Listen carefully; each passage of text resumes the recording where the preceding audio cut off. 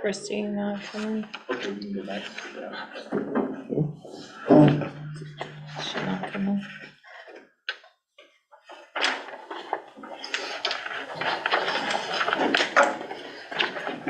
Maybe.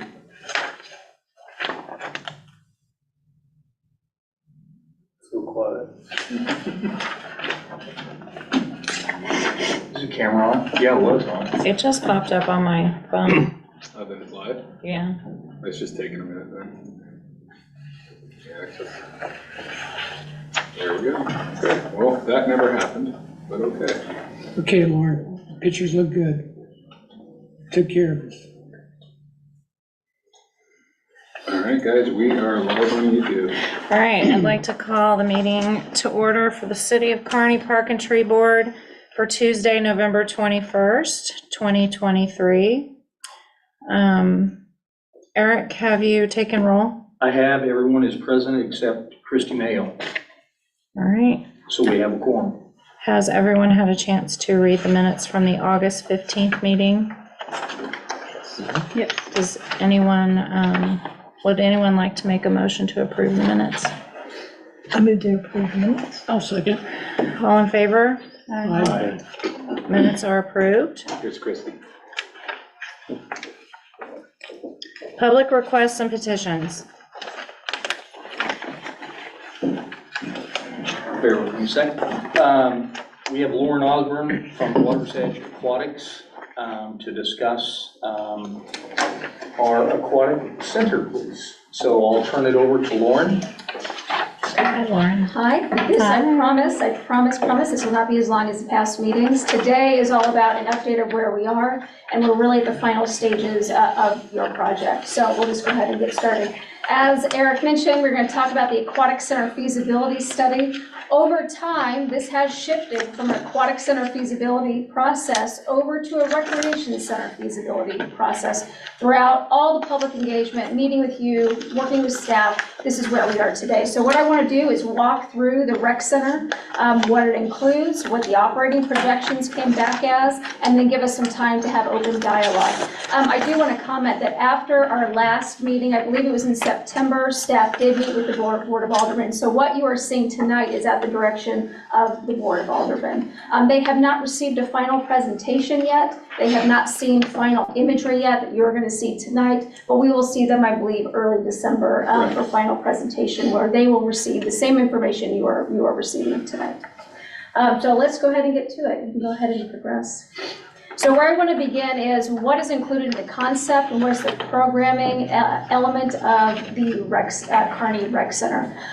We have started to refer this as the Kearney Recreation Center, so I'm going to try to keep with that verbiage along this conversation. So starting off in the dry side, we have both dry recreational elements, but we also have the wet natatorium elements, and throughout the conversation I'm going to be dividing them between what is being offered on the dry side and what is being offered over on the wet side. So over on the dry side, it does include a gymnasium that is there is one high school basketball court, regulation basketball court that's within that gymnasium, but also two cross-directional middle school courts. What that means is your high school court, let's say, runs north-south. Those middle school courts are going to run east-west, so they'll run perpendicular to the high school court. There's also an elevated walking track.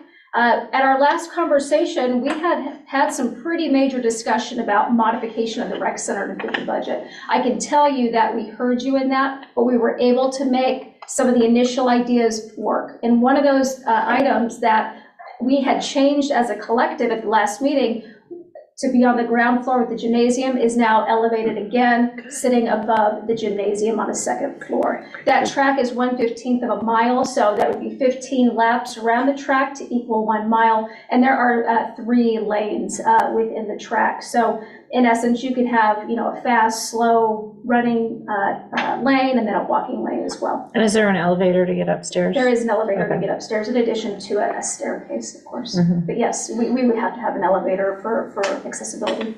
Yep. Also on the second floor is the fitness floor, just under 3,800 square feet. Will serve approximately 75 people. It really depends on the equipment you choose and the activities that'll go on up there.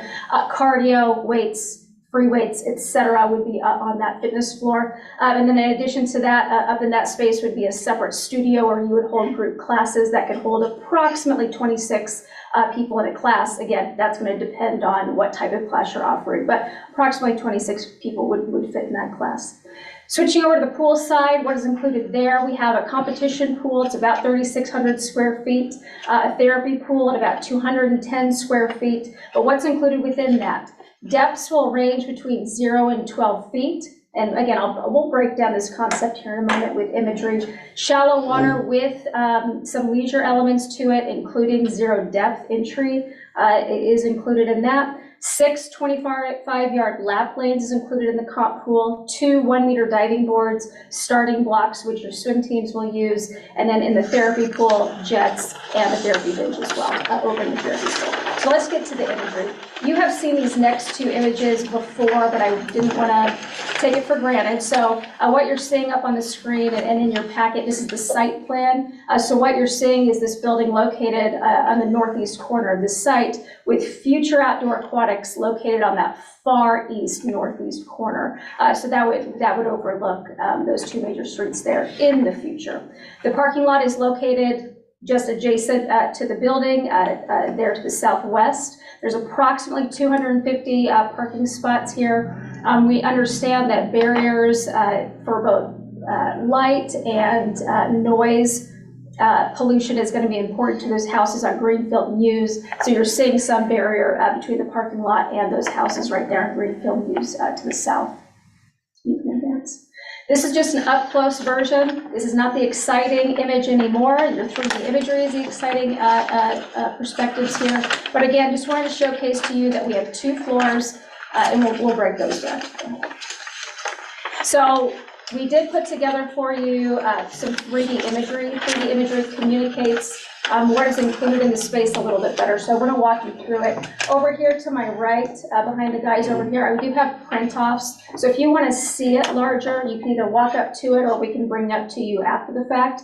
But I want to walk you through what is included. So when you park your car down to the south, you'll walk in through that number 1. That's your entry plaza area. You would walk into your main foyer or your main lobby. Within the main lobby, it is anticipated you would have some just general seating areas. Oftentimes you're going to see space for seating, coffee, chit chat, whatever it's going to be in a main foyer facility like this. Over to the right, we have what we consider administrative spaces. That'll be your check-in point, right? Your admission point for the facility. There's some office space back there, conference room space back there, staff support space is also located back there. I'm referring to number 4 when I say that. So that is going to be your welcoming reception area once you enter the building. Let's head over to the left, number 6. So number 6, this is where the restrooms for the facility are going to be living. Included are men's and women's restrooms, of course, but in addition to that are universal restrooms or family restrooms. Oftentimes you'll hear them referred to in addition to some lockers. So as you pass through the restroom spaces, that is how you're going to get into the natatorium.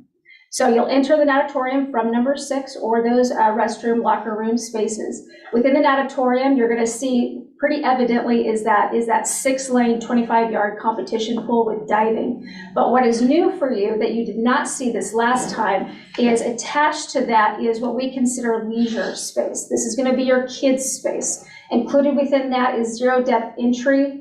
You know, just like a beach, subtly walking through the water gets a bit deeper. There are a few play features in there, toddler water slide, spray feature, and there's also an ADA ramp that is included within that space to allow all your users accessibility into the pool. So that is new from last time. The therapy pool sits just above. It's a smaller pool, let's say to the north. It's not the north, but I'm going to call it the north for the purpose of this conversation. Therapy pool just to the north of the leisure pool. The therapy pool has an ADA staircase to get in addition to an ADA chair. So again, users of varying abilities can get in and out of that body of water. Within that would be several therapy jets and an in-water bench. You could hold classes out of this space. You could also open it up for general open swim, general use, which we know is going to be popular for a facility like this. So that is what's located in the natatorium, but I do not want to forget this facility is likely going to be home to competition swimming and diving to some degree. at least for practice, if not for practice and meets. Specifically for meets, we're going to need space for spectator seating. So included in this is space for between 200 and 240 spectators just to the south of that lap pool. All right, so that's what's going on in the natatorium. If you walk back through number 6, back through number 2, on the other side of the check-in admission administrative area is the gymnasiums. The gymnasium is on that ground floor. So what you can see here is the high school court is more highlighted, and muted in the background are those 2 cross-directional middle school courts. This setup here, it can be striped for volleyball. It can be striped for pickleball if you wanted. That'll be some discussion that you have, if this bond passes. Those are the types of discussions and design that we'll have, but there's opportunity to have various striping here. Basketball and volleyball is typically to be expected, and I would suspect pickleball is going to come up as a request for striping as well. All right, you can go ahead and advance it. This image looks very similar to the first one, but I want to comment we're on the second floor now. The natatorium requires 2 levels, so that's why you're seeing the swimming pool in both of these options. We need the ceiling height for the natatorium. So there will be nothing above the natatorium. The foyer admission area, lobby space, you'll see here in this particular image, that's actually a ceiling. If we don't have to go tall in a building space, we're not going to. It just adds cost to it. So your foyer area is going to be a standard ceiling height, and then that's going to get capped. Over to the right, this is your second floor fitness space. So we'll start with number 5. That is the elevated track that's going around the gymnasium. So as you go around that track, you're going to be able to see what's going on in the gymnasium below, but you're not impacting them down below. Number 2, that's your fitness cardio weight space. Your fitness floor is what you're probably going to be calling it. That's what number 2 is. Number 3 is your studio space. The gray box just to the right of that studio space, think of that as storage and miscellaneous space up there. Maybe you do some personal training and you need a private space to take someone to have those conversations. That is what that space up there is for. But you know that you're going to have storage up on this floor, and that's what that gray box is. Number 4, that is more of just a seating area. You don't have to have this, but we put it in so that after you're done working out, or you have those groups of seniors who want to, chit chat after they walk the track for an hour, they have a space to do that. And then number 1, that would be somewhat of that would be a fitness desk. So typically in a facility like this, you will have a central point that people can go to, ask questions, solicit help. How do I operate this machine here? I have a problem on this thing here. Typically, you're going to have a space for them to go on that fitness floor, and that's what number 1 is. Okay. All right, we can advance it. This is your third 3D image. This is just a different perspective of that swimming pool. Again, when you get into design, that's when you're going to be talking about materials. What does the wall exactly look like? This is just a rendition. This is an example of what could be. So we'd encourage you not to look at any specific material or color selection here. This is just a characteristic of what could be within the natatorium space. So what you're looking at here is that leisure zero depth area with the comp pool, somewhat in the background, the seating behind the comp pool. Over to the right, you can't really see it, but the therapy pool is sitting to the back right in this particular image. Okay.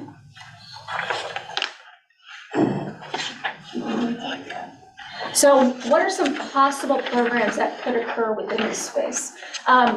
That's something for staff and you all to decide, right? Your community to decide. But programs that we would at least consider are included in your slide deck here and up on the screen. So over on your dry side, open gym, basketball, and any other gymnasium activity you can think of likely would be going in the gym. We want people in here as much as possible, meaning we want you to maximize your programming opportunities. So your gym, that could be any myriad of things. Walking and running on the track. You could even do some kids programming on the track. Have them take their tricycles up there, I don't know. But there's many opportunities to get people up on that track, but walking and running are going to be your primary uses within the track. Self-guided use of fitness equipment. So Ryan's ready to work out, he goes up there, he runs his mile or whatever he runs, and then he leaves. That's an example of self-guided use on the fitness equipment.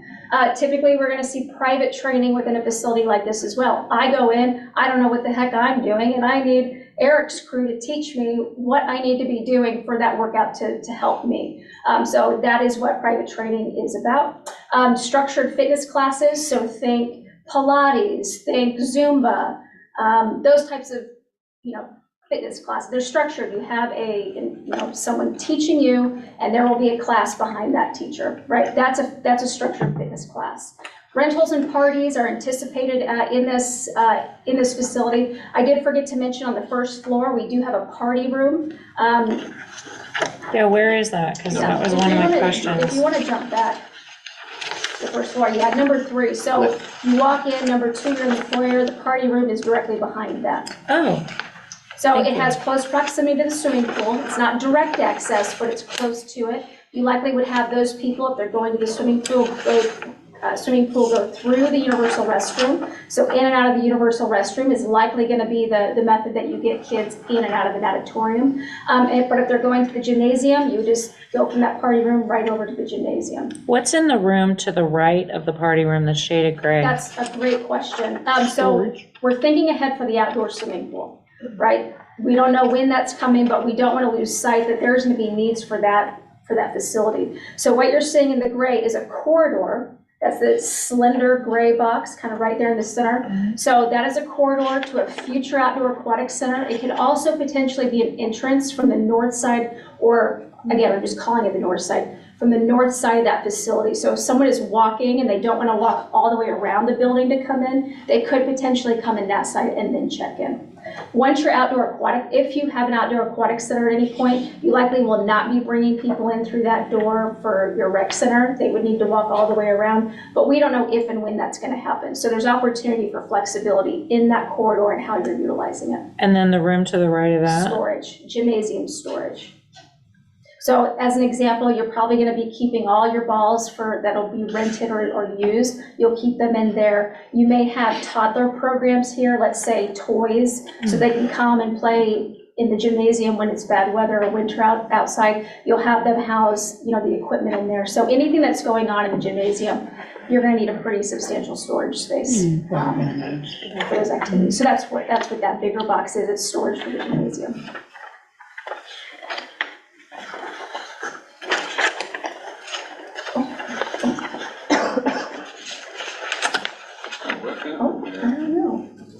There we go. Okay, so we talked about the dry side programs, pool side.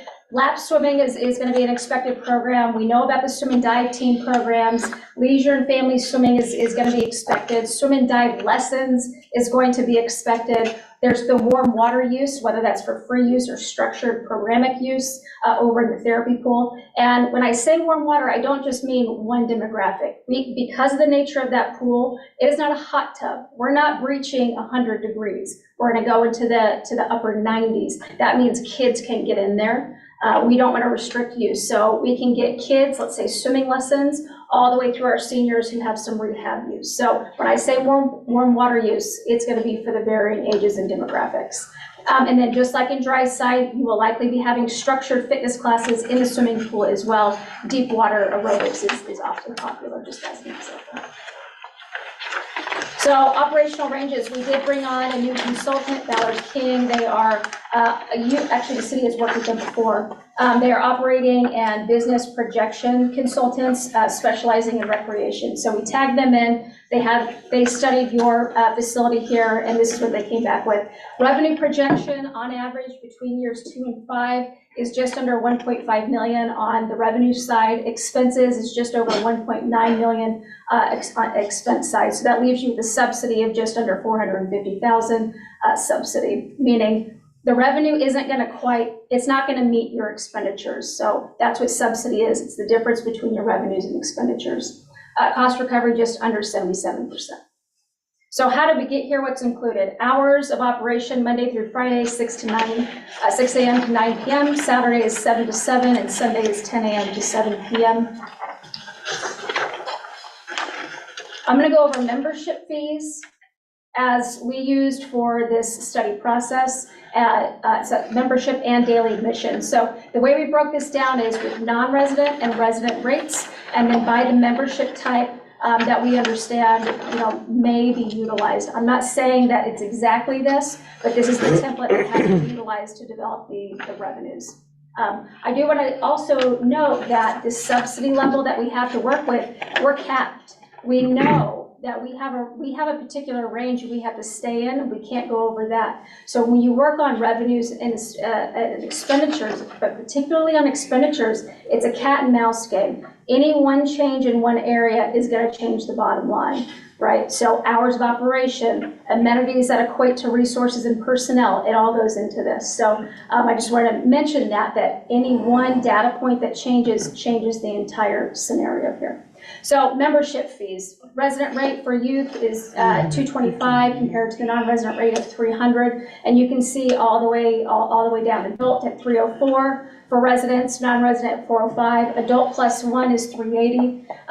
You're probably wondering that seems like a good price. It is. It's the adult plus 25%. That's how we got to the $380. $645 for the non-resident. Family is at $600, non-resident is at $800. Senior is at $255, non-resident $340, and then senior plus one is just under $319, and non-resident at $490. Again, these are annual fees for membership. At the end of the day, total number of memberships sold under this model for residents would be 975 memberships sold, and you can see here for just over 444,000. On the non-resident side, that's 290 passes sold or memberships sold at just over 170,000. Both of those numbers are included in the revenue projection I just showed you on the previous screen. And those numbers came from where?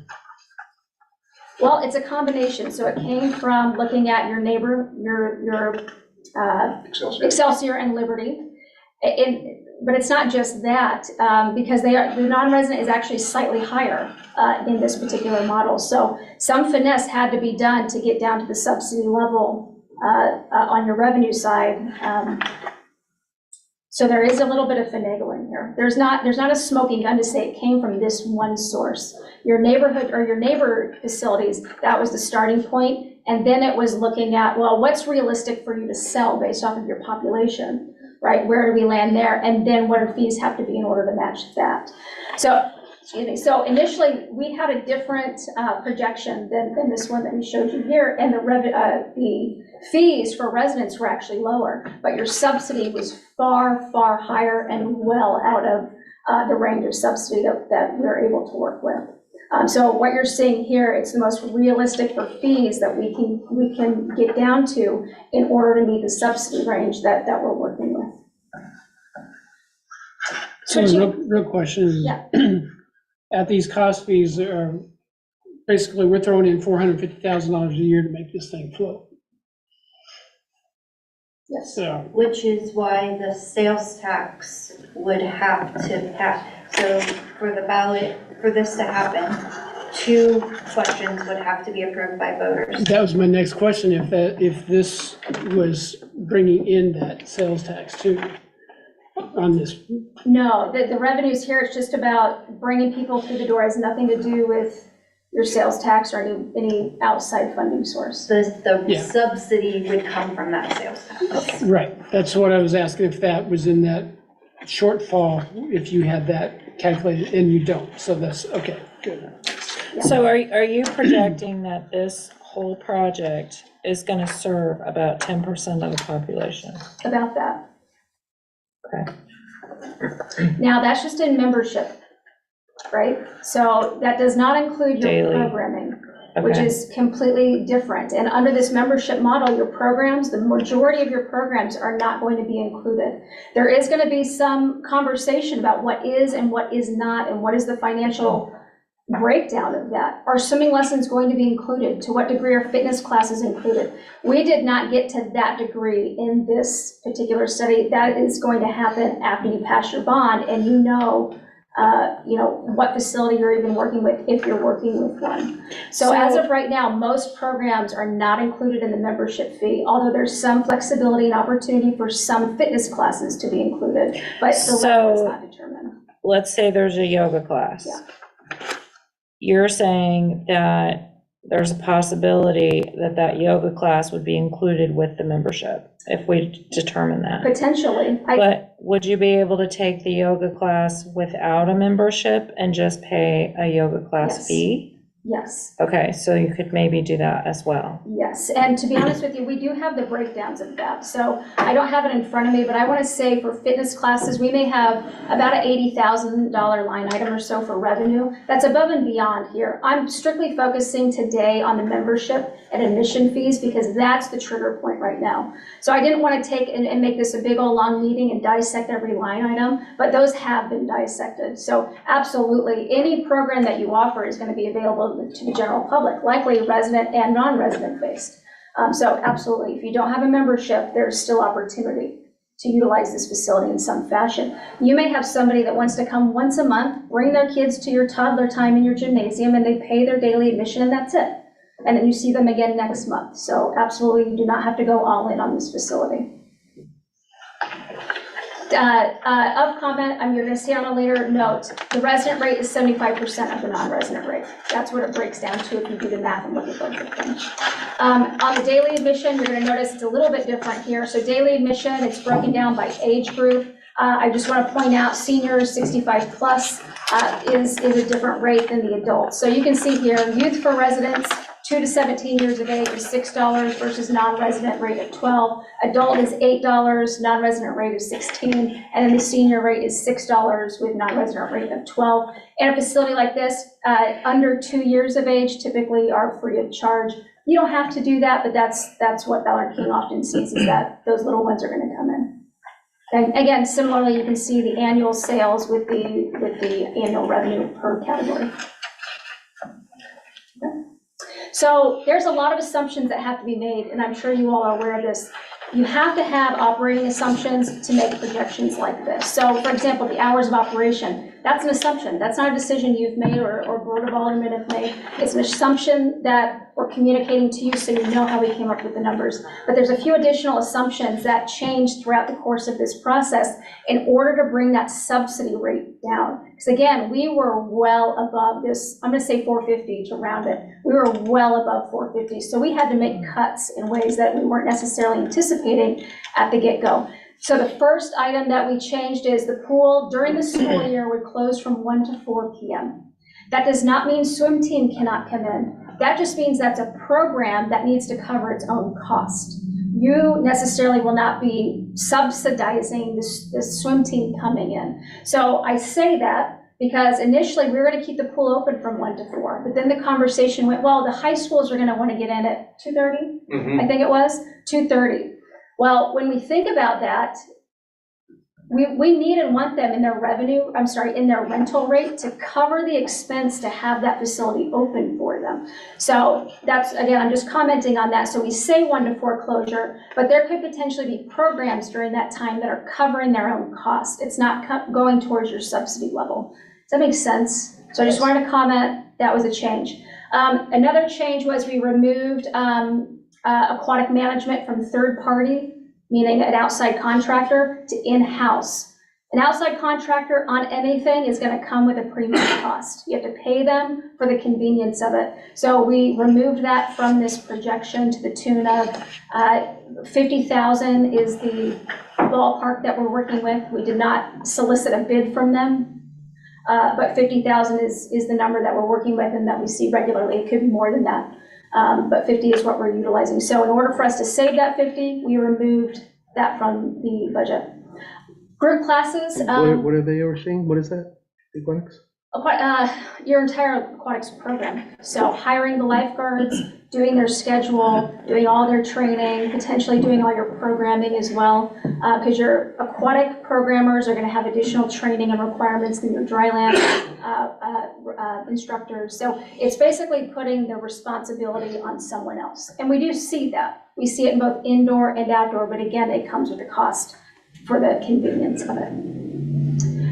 The additional change that we made is moving from in-house run, all fitness classes run in-house, meaning the city hires all fitness instructors and coordinates that program, to a contractor-based program, meaning you could bring in a local instructor, they own their own business, you bring them in, The city will receive partial funding from that, and then they will receive funding as well. And then the onus is put on them to ensure their classes are full and that the revenues are meeting the expenditures for themselves. So again, just like aquatics, it's kind of reversing in the fitness realm that we're going to be relying on contractors to do it. Okay, So I'm talk about the residents. So I'm a personal trainer, and I decide I want to do personal training at the fitness center, then I would have an agreement with the city, and it costs $20 a session. The city would keep 10 of that, and I would keep 10 of that. Whatever the agreement is. I believe there's a process in place. I'm not sure the particulars of the instructors now. Yeah, like we've done with our pickleball instructors that have run camps and so on and so forth. So we've done that in the past with our other recreation programs, and that's what we would anticipate doing as well. It's a big part of the reason we've been able to grow pickleball so quickly is because we're not having to have that initial outlay of say, paying someone like Greg Gillahan to run our pickleball league, out of our budget necessarily. Because the revenue's coming in on the back end, it makes it okay. And if I want to work as a personal trainer, I'm going to go out and drum up my own business. So then that, You're yeah. going to expend your own time. You want those classes Yeah. full to make it as feasible for you. Everybody wins that way. Yeah, that's what it it's a sounds like. win-win. And it's kind of becoming the model in Parks and Rec for rapid growth. And then who covers the insurance for that? The personal trainer or the city? The contractor the person doing the class, the contractor would have to have their own insurance. Yeah. Okay. All right. So again, just want to explain those few changes that we had to make from maybe what was previously discussed or what would be expected without thinking about it. Okay, you can progress. So let's just summarize it. You can progress, John. Summarize it. Magnitude. I have one question. Yeah. I noticed on the memberships, those were 75%, but on the daily, those are 50%. And then on the notes, it says resident rates are 75% of the non-resident rates. That meant to read for memberships. Okay. I just wanted that way everybody's clear. Yeah. Now, you all may find it, and staff and I would have this discussion. This is preliminary projections.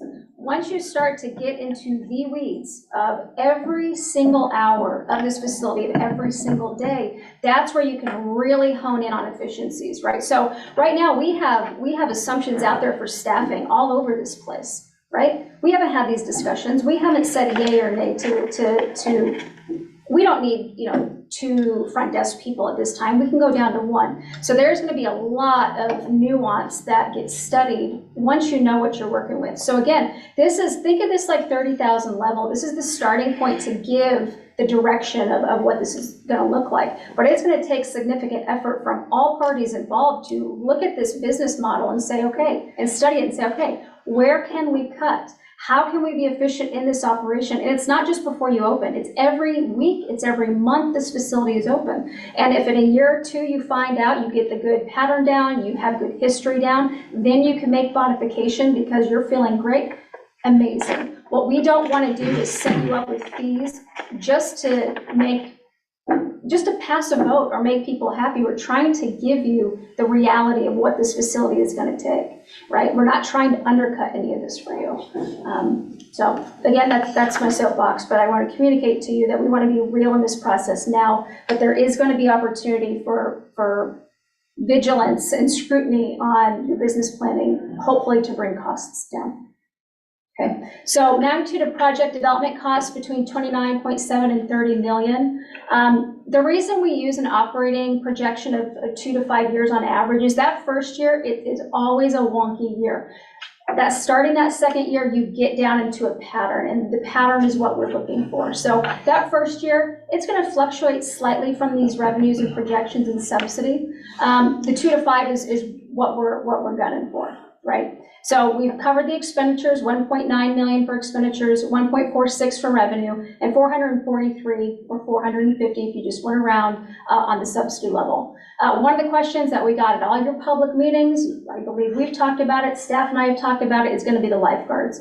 I'm not going to say it's going to be easy to hire all your part-time staff, but your dry staff is going to typically be easier to hire recruit, hire, and retain than what those lifeguards are going to be. So I just wanted to inform you of what it's going to take on the lifeguard side. Anywhere between 2 to 6 lifeguards at one time in the natatorium, with a total hire count of that 30 to 48.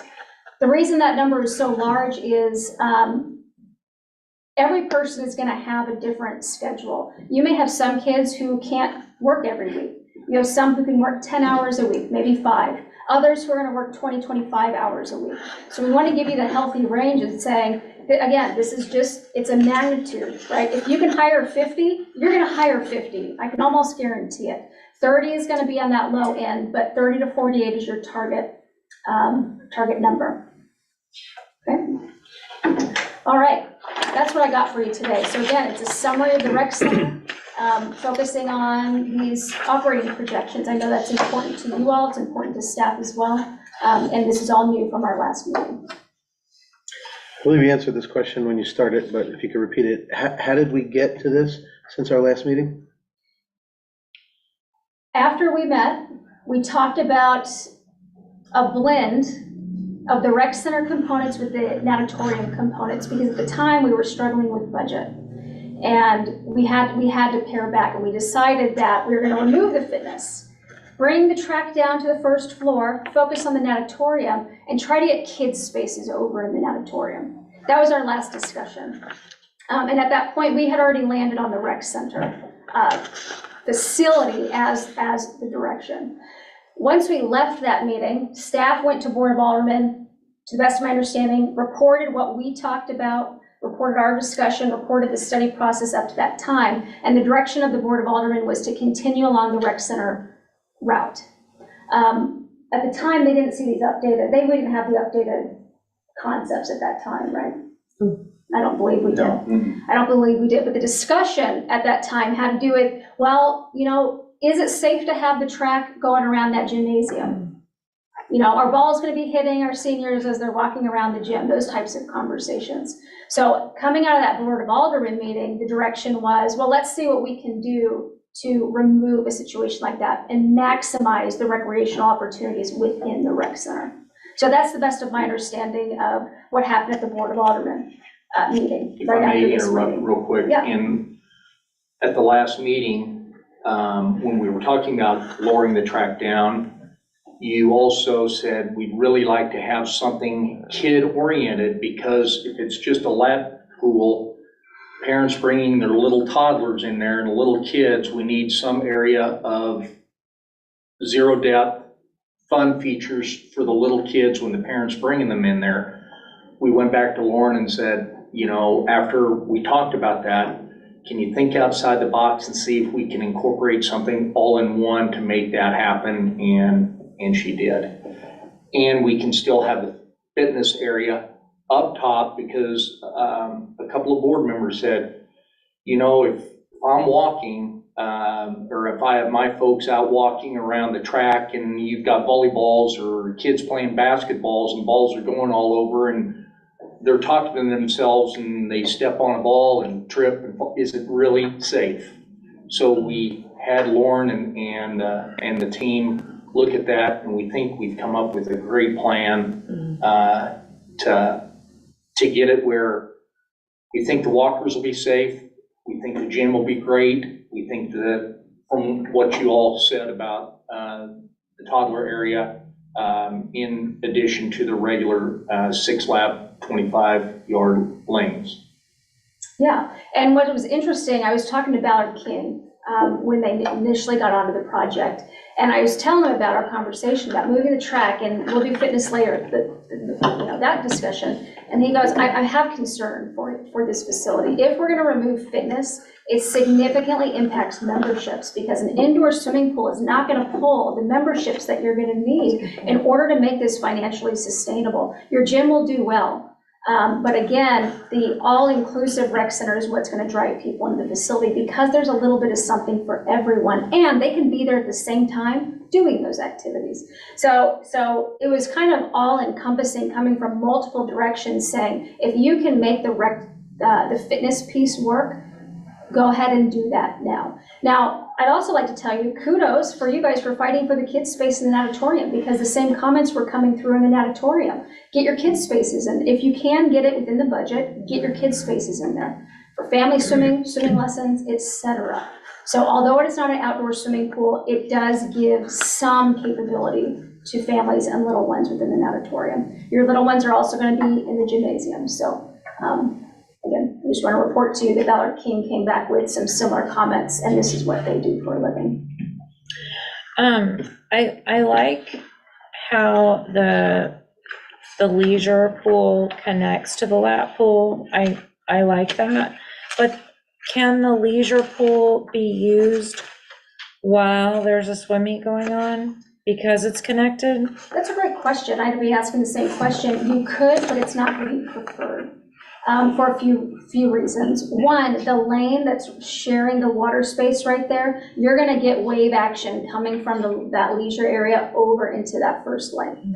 I'm going to call it the first lane. So in that way, no. Also, I think logistically it's going to be difficult to keep your general users out of your swim team space. So you're going to have not just athletes, but you have timers, stroke judges, general spectators, coaches, all in this area. And my guess is you're going to have athletes surrounding the leisure zero depth space too. So there's a shot that when you have a swim meet, this indoor pool is going to shut down. What about when you just have swim practice? That's a whole other story. So typically during practice, you'll let your swimmers take over the lap lanes, you'll keep your therapy pool and your leisure area open. And swim teams are typically used to that when you have a setup like this. Rarely ever do they expect that you're shutting the whole thing down just for practice. If you chose to do that, great, but I would highly encourage that you look at your rental rate to account for that. But typically you're going to keep it open for practice. Okay, so that's okay for them to share water? Like, yes, during okay. practice, absolutely. And I would be shocked if they expected otherwise. My other question is, I like the party room. I think that's important. I like the corridor that you have, like, for future use going out to the possible outdoor swim area. Is there a way to maybe utilize this back, I'm gonna call it the back patio, and put some picnic benches or something out there, so if families want to bring lunch and they can go outside and utilize that area in the nicer weather? Or are we not going to allow entry in and out of that back door? I think that's a policy thing that we'll have to talk about, but, conceptually, I don't think there's anything wrong with that at all. The only thing I'd comment, and I'm not saying this is going to happen, is you're going to have people who sneak, because you're not walking past, you're not walking past the control desk. Is there not going to be a fence around this thing? No. We would only put a fence up if the outdoor swimming pool was going in. And one more comment about that space. I talked about storage for the gymnasium. It is also put in there for future concessions expansion. So it is a bit oversized, but it's so that you have space to have concessions whenever that may. Where is that possibly? So that gray. Right next to the corridor. Yeah, right next To the right of So the three. big gray box that Where you it says see. gym storage, Yes. that's going to Yes, be yeah. maybe Yeah, so- concessions? Yeah, it would be future Future. concessions. When they You could put use the it for outdoor- storage for now. The design team talked about, well, what if we just kept it open, it's more seating? Again, that's a design question. It's not impacting cost. It's not going to impact your support for this project. But in that area, there's space for modifying and flexibility in how we're going to use it. So it could all be gym storage for now. It could be some open seating and part gym storage for now. But I wanted to comment just about the future concessions, because you're going to need it, and you're likely going to want to share that concessions with the rec center if and when that ever occurs. Lauren, this drawing showing 2 diving boards, but should one of those diving boards be a higher dive And is the pool deep enough for that higher dive? Because I don't know what the school needs for their dive team. Spoke to the school, 1 meter is the need. So what we designed is strictly about 1 meter. We would need to go deeper with the pool if we're gonna go 3, and we may need to go higher in the ceiling to go 3. Costs right now do not reflect that. So the But the need, school's okay with this? from everything that I understand, that 1 meter is what they need. They will not compete at 3. So even then, Okay, they may be able to practice or occasionally get up there, but they won't compete at 3. And then once we talk about 3, we're into a new conversation about liability. What is your insurance going to do? Operationally, is that something you want? 3 meters come with additional consideration other than dive team. So great question, but right now what we're showing is for 1 meter only. okay. I just didn't want to build something that school, Sure. had problems. What's the depth of the starting blocks? That'll be, we can make that decision, but around 4 feet. So your leisure area will go from 0 to about 3.5. I typically, when I work with communities, don't like to duplicate space. 3.5 is pretty shallow for your swim team. When they do a flip turn in 3.5 feet of water, many of them will hit the bottom. Some of them are pretty tall. So swim team will prefer 4. If you have aqua fitness, some of those people are gonna want 3.5. But right as you take that curve around the leisure pool and into the lap pool, there's gonna be 3.5 space there. So there still is space for those individuals who need a bit more shallow. Your therapy pool is gonna range from 3.5 to 4.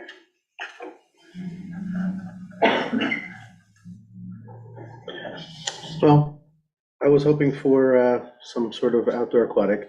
Didn't happen. In our last conversation, I thought we made those modifications to the rec center in hopes of getting some sort of modest aquatic outdoor thing. Staff and aldermen have made the decision to do a rec center. Looking at this rec center, I wouldn't change a thing. I like everything about it. And I love the leisure pool next to the swim lanes. I love the fitness center, the elevated track. It looks very familiar and very similar to the Excelsior Springs layout. I think it offers pretty much the same thing. This is smaller than that, but yeah, it's good. This is what the town wants. Then I think it's going to be good, and obviously we'll be able to have greater revenue with this as well. So, that's my thoughts. Let's do it. Yeah, I'm excited to go to the voters with this. This feels like it's all encompassing, and still, we have the future to go forward, but this, if we could get this, it would be quite a feather in our cap. So, well done, thank you for doing a lot of listening. If you want, we have the bigger boards, instead of looking on your sheets, if you want to stop by and look at the big boards that we have that Lauren brought. One thing I had is, as far as a comment, is the percentage of rental versus a leisure too, because I see a lot of times it's problematic. You know, if I own family membership to a community center in Liberty growing up, and with the kids and such, but a lot of times, you know, you didn't have visibility of calendars, and you get there and it's, oh, somebody rented out the gym or somebody's at the pool and such. So some type of calendar that is very active and has visibility before you go there. Somebody can access an app from their phone to see what's going on. If I can go there and work out, or if I can go to the gymnasium without a pickleball tournament and stuff like that. So I'm sure it's going to be some type of cannibalism and breaking down the parts of it if you're going to be a member, but you can't take away from that membership too much by having it rented out. Right. So I'm sure there's going to be a procedure for that to rent out these things. Can it go to anybody? Is it 501c? Is it just the school? Is it Parks and Rec?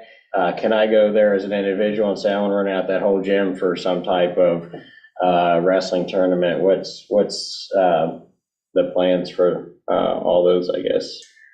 Too soon. I don't have the answer for you. Again, that level of detail comes after you have a facility and it's time to get to the grind of exactly how is this thing going to operate. You bring up great points. I think it's something that we all need to. That's the thing, you may be able to make more profit off of having these special groups come in and renting out the gym, paying a set price, you know, stuff like that. But if you're taking away 70% of the availability during those rec hours, and it's a fluctuating pattern where, you know, there's no consistency over, I want to work out Saturday at 1 o'clock, and that's the only time I have during the whole week, but, you know, most of the time at that time, somebody's renting it out for some sport or leisure, so. Sure. I'll echo that. So, yes, we know there's gonna be rentals that are gonna take up some membership availability, but we've had that discussion that there's gonna be a delicate balance. It can't be 100% of the time, or you're not gonna have any members or day pass users. Right. But we need to have some level of it. So it's gonna come down to the communication and come down to where are the priorities, what are those peak and non-peak times, charge rental rates according to those peak and non-peak times, and then collectively make the decision. Are you going to allow rentals during peak times? You can say no. And you can say, well, the facility closes at 7. You can do after hours rental in the gym for your event at 7 on Saturday when the rest of the facility closes, or any myriad of options. But you're absolutely right. Keep thinking about that. That is going to be needed here. I was just going to add that exactly what you said. After hour rentals are a really big thing for these sort of venues. So after and before, for that matter, because frankly, you need a person to turn on the lights and open the door, and that's it, staffing wise. So Unless you're the swimming pool. Well, I think unless it's a swimming pool, that's a completely different ball of wax. or you're gonna have a premium, you're gonna have, you know, premium price or premium rental for that, you know, after hours, because they're bringing in the extra staff and all that too, so. And then there's no bleachers, there's no spectators for the gymnasium. There could be. We're not showing it in this rendering.